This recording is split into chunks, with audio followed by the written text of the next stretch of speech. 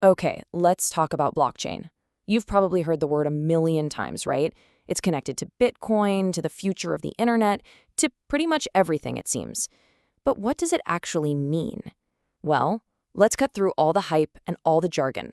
Over the next few minutes, we're going to pull back that curtain and show you exactly what blockchain is, and more importantly, why you should care. So yeah, this is the big question, isn't it? What on earth is a blockchain? It sounds super complicated, maybe even a little intimidating, but I promise you the basic idea behind it is actually something anyone can grasp. So let's break it down together. And this quote, it just hits the nail on the head, doesn't it? It feels like one of those things you need a degree in computer science just to have a conversation about. But you really, really don't. We're going to skip all that jargon and get straight to the heart of what makes this whole thing tick. All right, so to really wrap our heads around this, we're going to start with a super simple analogy.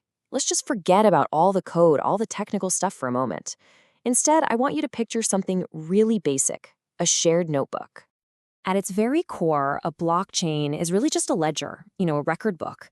And probably the easiest way to think about it is to imagine a Google Sheet that's totally public, anyone can look at it, and it just has a running list of entries, like Sarah sends $10 to Mike. It's just a shared digital log of everything that's happening. But here's where it gets really interesting and really different. This isn't just one Google Sheet sitting on one person's computer. No, imagine that thousands of computers all over the world each have an identical, constantly updating copy. No single person or company owns it. It's completely distributed. So how do new records get added? Well, instead of just adding entries one by one, the system groups a whole bunch of new transactions together, kind of like filling up an entire page in our shared notebook before adding it in. And this collection of new transactions, well, that's what we call a block. And here is the final crucial piece of the puzzle. Each new block or page gets permanently linked to the one before it using cryptography. And that's just a fancy way of saying it's sealed with some really complex math that creates a super strong, basically unbreakable connection. So what you end up with is a chain of blocks. And there you have it, a blockchain. So let's just put that all together. A blockchain is a digital ledger, right? It's built from a chain of blocks filled with data. It's stored across a massive network of computers, not in one central place. And this unique structure is exactly what makes it public, permanent, and incredibly difficult to cheat. Okay, so now that we've got a handle on what it is, let's dive into the how.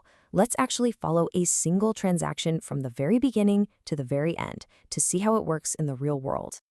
All right, let's walk through this. It all starts with you. You kick off a transaction from your digital wallet. That's step one. That request is then broadcast out to that huge network of computers we talked about. We call them nodes. Think of these nodes as the guardians of the ledger. In step three, they all check your work. They make sure you have the funds and that your signature is valid. Once enough of them give it a thumbs up, your transaction gets bundled with a bunch of others into a new block. But it's not official yet. This is the key part, step 5. The entire network has to agree to add this block. That agreement is called consensus. Once they agree, bam, the block is cryptographically locked onto the chain for good, and your transaction is complete. And that consensus step, that's where the real magic happens. I mean, think about it. How do you get thousands of total strangers all over the world to agree on what's true without a central boss, like a bank telling them? The answer is something called a consensus mechanism. So how do they reach that agreement? Well, there are two main ways. The first is proof of work, which is what Bitcoin uses. You can think of it like a massive global race, where computers, called miners, compete to solve a really complex math puzzle. The winner gets to add the next block to the chain. It's incredibly secure, but it uses a staggering amount of energy. The newer method is called proof of stake, which is what Ethereum now uses. Instead of a race, participants, called validators, lock up some of their own crypto as collateral. They stake it. If they act honestly, they get rewarded. But if they try to cheat, they lose their stake. It achieves the same secure result with just a tiny fraction of the energy. So, we've gone through this whole process. Blocks, chains, consensus. It's a lot, I know. And you might be wondering, why bother with all of this? What's the actual payoff?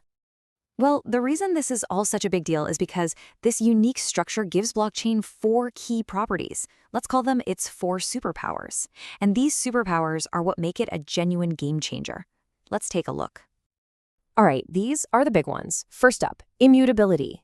This just means once a record is added to the chain, it's basically set in stone. You can't go back and secretly change it. Second, transparency. Everyone on the network can see the ledger, so there are no secret backroom deals. Third, security. Since the data is copied across thousands of computers, there's no single server for a hacker to attack. And finally, and this is the real mind-bender, trustlessness. You don't have to trust a person or a bank to do the right thing. You just have to trust that the code and the math work. The trust is built right into the system itself. And when you have these superpowers, you start to realize this technology is useful for so much more than just cryptocurrency. This is where it gets really exciting. The potential really goes way beyond just money. Imagine being able to track food through a supply chain, from the farm right to your fork, guaranteeing it's fresh and authentic. Or think about a voting system where every single vote is securely and transparently recorded, beyond any shadow of a doubt. This could literally revolutionize everything, from how we manage real estate titles to our personal healthcare records. So when you put this all together, you begin to see that blockchain isn't just a small improvement on what we already have. It's a fundamental shift in how we think about information and even how we think about trust itself. And that right there is the core idea. For centuries, we've had to rely on central institutions, banks, governments, corporations, to act as the trusted middlemen. Blockchain offers a completely new model, where the trust isn't in an institution, it's embedded directly into the network through code and math. And this is why getting a handle on this is so crucial right now, because blockchain is the foundational layer, it's the plumbing for almost every other major tech trend you hear about. Web3, DeFi, NFTs, the metaverse, they're all being built on top of this core idea of a decentralized, trustless network. So I'll just leave you with this one thought to chew on. We have just scratched the surface of a technology that redefines one of the most basic concepts in our society, trust. So if we can build systems that don't rely on central authorities, what parts of our world could be completely redesigned next? I've prepared the way. I've been calling your